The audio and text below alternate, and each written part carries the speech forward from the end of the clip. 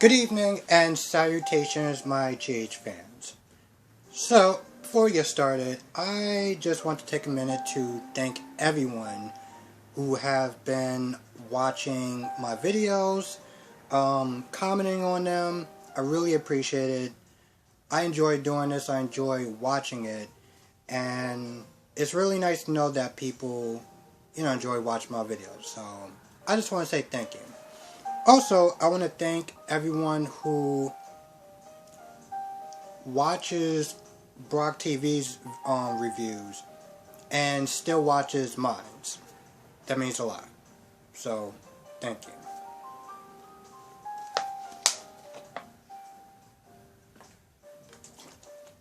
Damn. So much stuff happened in this episode. I feel like I could just play spin the wheel and just pick anything and just start because, man, I gotta be honest. When they talk about Cliffhanger Friday, no, they definitely meant it in this episode. Jesus Christ. You know what? Let's start with Sam and Jason. Sam talks to Carly. And pretty much she just rehashes everything that happened the day before and the day before that. And here's my, I don't, so, this conversation went a lot smoother than expected. A lot smoother than expected. Because the old Carly would have been like, I'm sorry, what? You're leaving him, what? And I felt like the old Carly would have been like, you knew exactly what you were getting into when you got into this life. How many times did Carly come to Jason's defense, even on smaller things, even when Jason, Jason doesn't really ask, but like, just came to his defense. But in this episode, she was just like, yeah, I understand. You're doing the right thing. Yeah, this totally makes sense. And I'm just like, okay. Like, really? I mean, granted, don't get me wrong. She doesn't really have a place to sit there and tell Sam who she should or who she shouldn't be with. But that's never stopped Carly before. So, to be honest, I found it a little bit weird that she took the news the way that she did. But I guess we're going to sit there and say it's for the plot. Because why not at this point? Now, here is my question that I wrote. Did Drew make a better Jason? And I don't mean did he make a better Jason as far as like the fans is concerned and, whatever. I mean, did he make a better Jason in the show for his character? When Drew came back, he decided not to work for Sonny. He decided to put Sam and the kids first. Makes sense. I know a lot of people probably didn't like it at the time, and they were expecting the old dynamic duo, or the dynamic trio, however you want to put it. And, Drew, even though he was Jason, at the time he was Jason, he was like, I'm not about that life. I want to put my family first.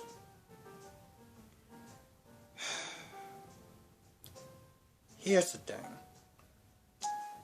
As much as I love Jason, as much as that's my guy right there, I am so glad that he returned. I was just like, when he was there telling Sonny that, he tried to leave the life before, it didn't work, and, he had to sit there and give up his life for the kids, and, Sonny's like, oh, well, your children will sit there and think that you're doing an honorable thing. Whoa. Let me just tell you what your children would really think, because as much as I love Sonny, that's not what his children is going to sit there and think. His children are just going to sit there and think what I'm thinking. That he chose the business, he chose the loyalty of Carly and Sonny over his kids. He chose the love for Sonny and Carly in the business over his kids. I don't care how you sit there and try to split it. You know, that's just the way that I'm looking at it. And as much as I love Jason, for that good hour, all I heard was excuses. It was excuses. At what point he was like, when he said that he didn't want to, have a kid and stuff like that, and, he was like, oh, my loyalty to you and to Carly, and I was like, whoa, your loyalty to Carly and Sonny trumps you, like, carving out your own life and having your own kids? Like, what?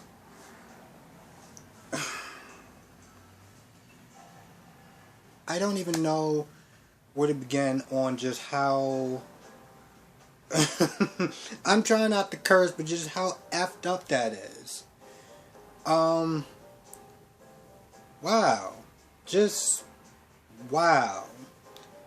It's so weird, okay, because the old me, 2007, when Jason was, doing his mob stuff or whatever, the old me would be like, yeah, ride or die, yada yada yada. The me now is like, yeah, that's cool, and that was cool, but like, I mean, your kids, bro, like, your wife, your kids, that doesn't trump, like, that doesn't trump Carly and Sonny, like, really? So yeah, that was annoying. That was annoying, and I'm not gonna lie, that kind of aggravated me a little bit. This is coming from somebody who doesn't even have kids. And I can sit there and tell you, if I had to sit there and choose between my kids and whatever else, that's not even a question. Him sitting there, he was like, I love that kid, I love him and stuff like that, that's my boy. And I'm like, I'm not gonna lie, I'm starting to get a little kind of agitated at best. I'm sitting there talking about how much he loves his kids. And I'm like, you love your kids, but you love the business more. So you saying that is just like aggravating me. And I'm just gonna leave it at that. I really had to get that out. So Julian shows up at Kim's apartment, and she meets Nanny. They talk for a little bit. He hears a baby. And, that's when the nanny's like, oh, that's Kim's kid, named him Annie. Then there's a fire alarm because Spinelli found where he was and he did that or whatever. So she walked off and then she made a call. Now, here's the thing about Kim Nero, whatever her name was. And, the character was trash towards the end. There's really no other way to put it. She started doing things that just befuddled the hell out of me. I don't even know if that's a word, but I'm going to use it. Befuddled the living hell out of me.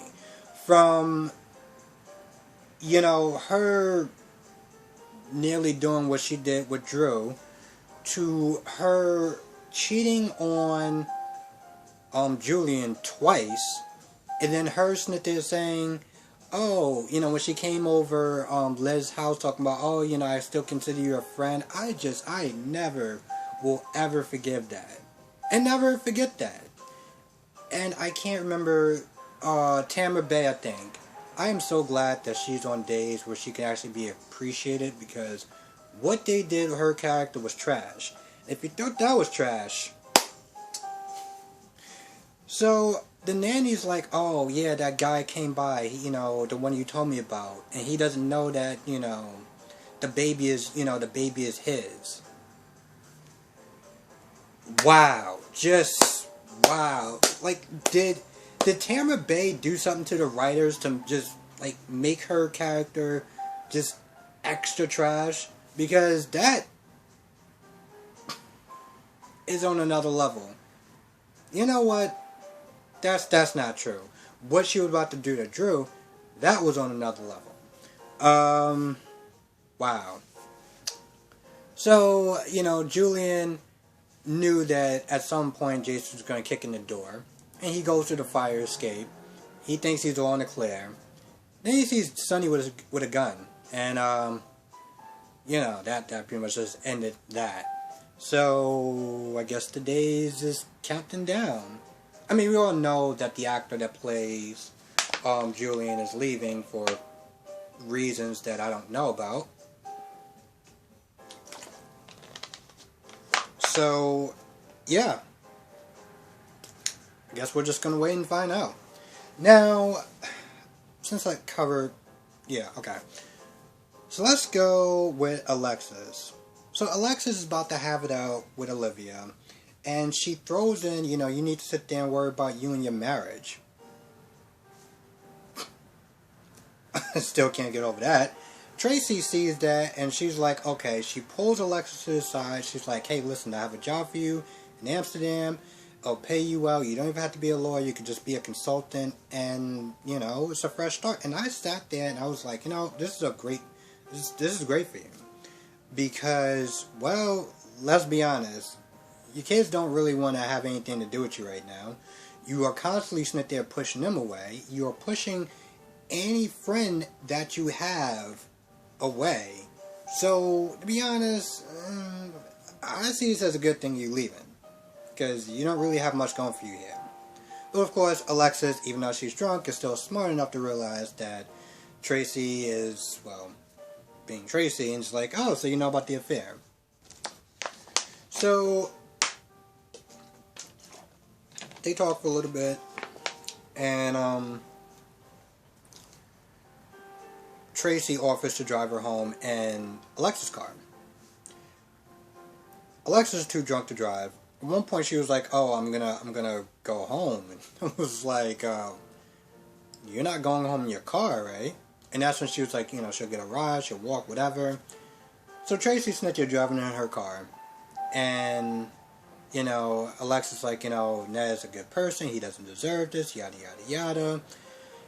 And Tracy, at this point, I think she plotted this the minute that Alexis said no to her proposal.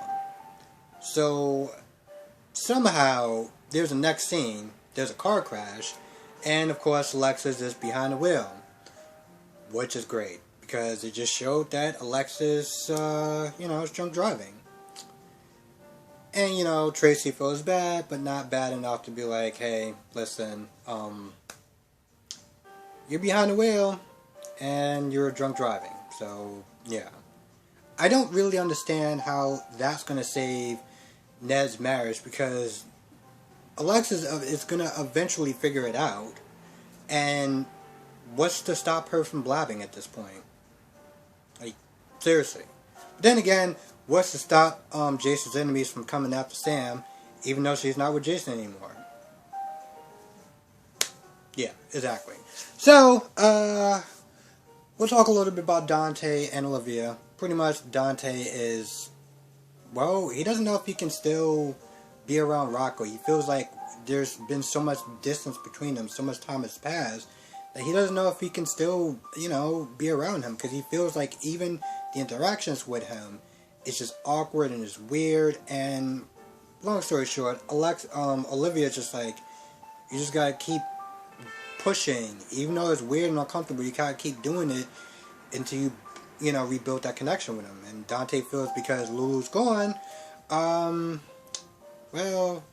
she was that, you know, gap the bridge, or bridge the gap between those two. So, but Olivia's just like, get on the horse and do your thing, you know. And you agree. So what else we got? Let's talk about Geneva. Well, this scumbag slime ball of a doctor. This is after. Okay, so long story short, Lee's sitting there talking to Scott and pretty much trying to make sure he keeps his mouth shut. Like, yo, listen. They don't know I'm back. I want it kept that way. And that's when, you know, Scott's all like, oh, you try to kill my son, yada, yada, yada. They go back and forth. Franco comes out. And then that's when, Liesel's like, listen, I didn't do that. I was exonerated of the charges. You gotta believe me. I just can't go back to Port Charles until I get whoever behind set me up apprehended or whatever. So the doctor sees that, and he's like, yo, listen, I have to break up this reunion, but I just need to see my office for like 5 or 10 minutes. So he pretty much pulls her in the office, and Scott is not there looking at Franco like, oh, you actually believe a story. So they're talking outside or whatever, and this slime ball of a doctor starts pretty much trying to grope Liesel. He's all like, oh, everything is free, everything is out in the open, and you're exonerated, so, we can kind of, get back to business. Now, yes, Liesel did lead him on, and that's wasn't right, but she had to do that to, get those false charges against her dropped. And granted, here's the thing, even if, Liesel was not there showing him interest, she pushed him away more than once. And this dude practically grabbed her to the ground. I mean, So at that point, Liesel's like, yo, what are you doing? Like, I'm not trying to do this here. Like, what's wrong with you? And then that's when the doctor was like, all right, enough of this. You've been stringing me along and yada, yada, yada. And Liesel just pretty much points out the fact that, like, yo, listen, you trying to, like, rob my freedom based off us, doing the devil's tango. Like, are you kidding me? Like, yo, are you... So, Liesel... So, at some point, the doctor tries to call up Dante, and that's when Liesel puts a knife to his throat and tells him to hang up the phone. She should have just slit his throat when she had the chance, but no, the doctor took the knife away and started pointing it at Liesel, and I believe he called her a Jezebel, and I was like, I haven't heard that. I feel like that's like, what, a 60s or a 70s term or something like that? Anyway, he has the knife pointed at Liesel. Scott walks in there. He's like, yo, what the hell is going on? He sees the situation, and he pretty much knocks him out. Well, the problem with him knocking the doctor out is that the doctor somehow, through physics, fell on a knife. And when Liesel checked, his pulse, Liesel was like, well, he's dead. So, yeah. And I guess we could just wait and find out what's going on with that. Kind of sucks, though, because I'm pretty sure that doctor was going to sit there and try to, well, let's be honest. He was actually going to do anything for Franco except for probably, like, put him in a worse position. So, yeah. Oh, and last scene is with Nick and Nicholas Oneva. So, long story short, they're having dinner. They tear up the annulment, and then they go to visit Ryan. They talk to him, even though he's in a coma, because I don't know really why. And at some point, Nicholas picks up a pillow. And that's when Dubois, I can't remember his name because they only use him like for random scenes. Felix, Jesus Christ. I had to sit there and think about Felix the cat. Anyway, he comes in there, and I think Nicholas was like, so is he like responsive? Like, is he good? Like, is he gonna wake up anytime soon? And, Felix is like, no, and I hope he doesn't because yada, yada, yada. I'm like, Felix, I think the better question you should ask is, bro, I know you saw Nicholas picking up that pillow. Like, he was about to smother him. We're just gonna ignore that and just act like that just didn't happen? Like, okay. Yeah, that makes sense. I mean, GH is known for ignoring stuff at times, like, when Hamilton, Finn, saw the DNA test, and for some odd saw the DNA. Well, he saw the lab results from to prove that Alex is Peter's mother, but I guess they just think that we're just gonna forget about all that. Awesome. So at some point they walk out. Nicholas and Ava walks out, and that's when Ryan starts to move his finger. And then later on you see him like move. At some point you see him awake.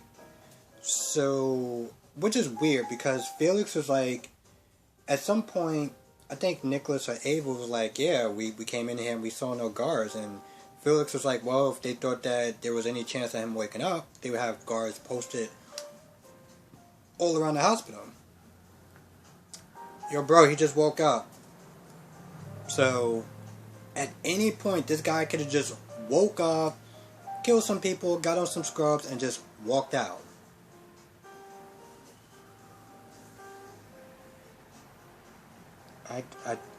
I don't even know what to say to that. Like, you have no guards posted. Not even one guard. One guard. You didn't even have one guard posted. And this guy wakes up. He could have woke up at any point in time. And they're just like, nah, I suspect he's going to be asleep. Yeah, that makes sense. Port Charles Police. Wow. And yeah, I think that's about it. If I missed anything, I don't really think it was probably that important. Yeah, that conversation with Carly and Sam went a lot smoother than I expected. It's almost like it was somewhat out of character. I understand character development, but No, there's just certain things I just can't get past. I can't get past the fact that Sam was so sympathetic to Liz about Franco's situation, when just even hearing the word Franco will get her, blood boiling. And now Carly's just like, yeah, that's cool. It makes sense. I understand. And yet they use Morgan's death again. Christ. I'm done because I feel like I'm just going to go another rant, and yeah, I'm done. So with that being said, let me know what you thought. Let me know what you thought of this episode, and the question for the weekend pretty much is pretty simple. Was Drew a better Jason? And don't think about it in a way that you perceive the actor, because if it comes towards the actor, Stephen Burns, that's my guy, okay? Nobody's playing Jason like Stephen Burns. But the guy, Billy, that played Jason at the time, he played a different Jason. And I did like his take on Jason. Was he the Jason, my guy Jason? No. But he was a cool version that I did like. And I gotta sit there and say, yeah, he was the better Jason because he made the better choice in my situation, in that situation, as opposed to being, well, I don't want to sit there and say Sonny's lapdog, but this guy literally just chose Sonny, the mob, and Carly over his kids. So that's just my opinion. Let me know what your opinion is. Thank you for watching. Have a great weekend.